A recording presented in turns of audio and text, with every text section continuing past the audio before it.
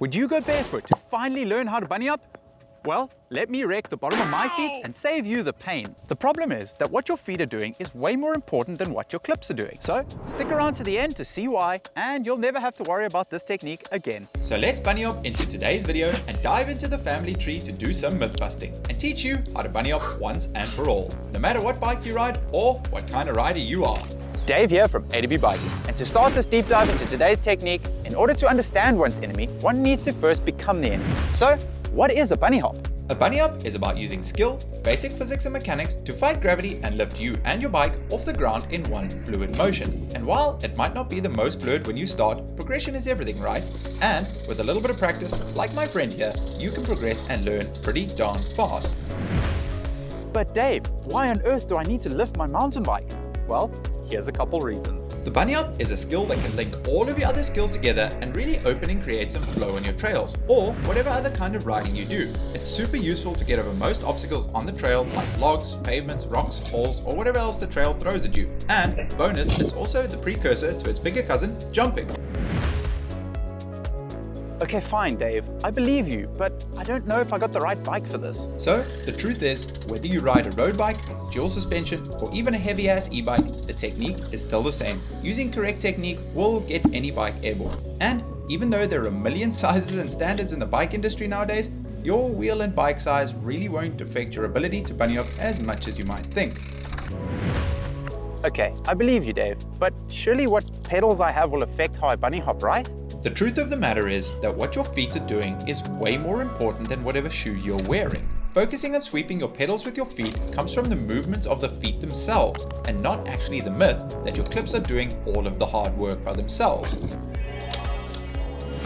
And although you can 100% lift the bike just by pulling up with clipless pedals, I encourage you to learn on flat pedals so that your foot learns the actual sweeping motion needed to master the bunny hop. And once you understand the friction your feet are creating into the pedals, you can reintroduce your clipless pedals for best results. Don't worry guys, I'll see you a bit later. It's flat pedal time now. Okay, cool. That makes a lot of sense, but why does it always feel like my saddle's hitting me in the butt? So, if your saddle is all the way up, your hips won't have a lot of room to generate the explosive movement upwards that's needed, and in turn, you'll struggle to lift that rear wheel and bunny hop. So, simply dropping the saddle allows your hips and torso a lot more freedom to move and create the momentum needed for this technique. Comment down below if you can bunny hop already. I'd love to help you out with some advice if you need, and yeah, don't forget to like and subscribe if you haven't already. That's what the notes say. First things first, you need to get that front wheel up for the bunny hop technique. So starting with your chin above the bar, in order to generate a bit of backward forces, shift your weight over the back wheel like your body's on rails, loading your body down, ready to uncompress like a coil. So shifting your weight over behind the rear axle of the bike and pulling with straight arms to lever and get that front wheel up. Now you want to find yourself a trailside buddy to practice this technique with. Drilling this technique from a fixed point a few times to get used to lifting the front wheel is how you're going to progress. So film yourself in order to make sure you're sinking your weight back and pulling with straight arms, not just lifting your front wheel straight up. Make sure to be covering your back brake just in case you need to drop that front wheel down. The L shape. Shifting your weight down and back at the same time is going to create a downward force into the bike. Rather, you want to drop your weight down and then shift it back in two separate movements in order to leverage and get your front wheel up. When your front wheel's at its highest point, we're going to use the spring technique to generate our height out of the bunny hop. So throwing your hips forward isn't going to result in a lot of height with this technique. So when your front wheel's at its maximum point, you want to stand up with your legs, and this is going to explode you upwards, creating a lot of height out of your bunny hop.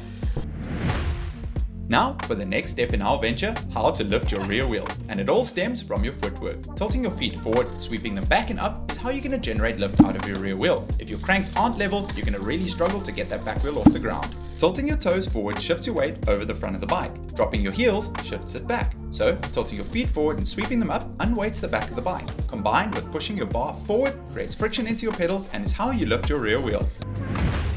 An overlooked part of the bunny hop is the wrist roll. Without it, your rear wheel ain't going nowhere. So pushing the bar forward and rolling your wrist creates the friction into your feet needed to lift your rear wheel. If you're pushing the bars forward but not rolling your wrist, that rear wheel ain't going nowhere. Now, find yourself something that you can practice the wrist roll and push the bars forward. This will help you understand the timing of when you should be pushing the bars forward and engaging your shoulders while doing so. Starting small, you want to build your way up and lift that rear wheel as high as possible. Now, let's talk about one of the most important parts of the bunny hop, timing. You're never looking to land your wheels into the obstacle you're trying to get over and risk a cartwheel of shame. Ideally, what you're looking for is to make sure that both wheels clear the obstacle nice and clean. And one of the best ways to do this is to make sure that your front wheel is at its highest point above the obstacle. If you do it a little bit too soon, you run the risk of landing both wheels into the obstacle. Understanding that the bunny hop is a step-by-step technique that you need to follow from 1 through 4 in order to get right. So, first up is about lifting your front wheel and projecting your weight upwards. Number 2 is about tilting your toes forward to get that back wheel up. Number 3 is about the wrist roll and pushing your bars forward, in conjunction with number 4 of sweeping that back wheel up to generate your height. If you do steps 3 and 4 before 1 and 2, you're going to get a very unorthodox looking bunny hop that's going to look a little bit strange. Now that you're airborne, how do you land? Ideally, you're looking to land with both wheels at the same time. If you're landing on your back wheel first, you might be pulling backwards a little bit too hard. And if you're landing with your front wheel first, well, that's not the worst, but ideally for practice, you want to land with both wheels at the same time. Now, the bad habits of bunny hopping. Ideally, you're never trying to pedal kick your bike forward. If you're pedal kicking, you're never going to generate any height. And if you have your saddle up for this technique, it's going to make your life a lot harder. It's not impossible, but dropping your saddle is going to make your life way easier.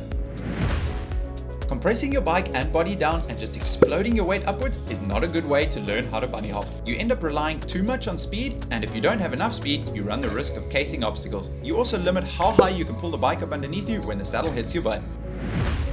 A pro tip is to film yourself while riding. You can set up a camera so that you can analyze your footage a little bit later. I know it sounds super cheesy, but being able to look at your own riding, because sometimes what happens on the bike and off the bike are two different things. You can make small adjustments and you might see things that you've been missing on the bike. This definitely helps and fast track your learning and how to bunny hop. Does suspension actually matter? And while some people might say yes, ultimately I think it's a no, because if you follow the 1, 2, 3, 4 step process, no matter what bike you ride, whether it's a hardtail or softtail, you'll still be able to do the bunny hop technique. How to actually progress. You can learn all the theory online, but there's no substitute for actually getting your reps in. Head out to a local parking lot, find yourself a trailside buddy, and repeat until you're blue in the face and you actually can't get the bunny hop wrong. So if you got that bunny hop locked in, go check out its older cousin, jumping. I'll pop that on the screen for next and you can dive into that. I really hope you enjoyed this video. If you've locked that bunny hop in, drop it down in the comments and let me know. I'd love to give you a bit of advice. Otherwise, don't forget to like and subscribe. I hope you have a fantastic day. Dave, out.